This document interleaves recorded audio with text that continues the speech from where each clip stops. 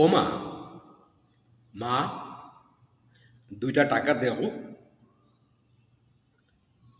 আমি তো 2 টাকায় মজা খাবো। আর মা, বলতো, আমার কাছে টাকা নেই, তোর বাবার কাছে দে।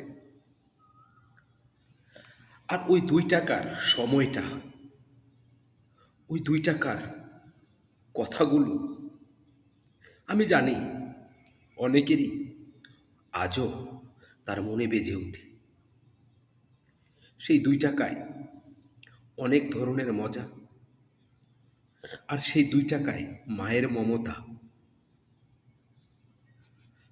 আর এই সব কিছুতেই যেন একটা অন্যরকম ভালোবাসা লুকিয়ে ছিল।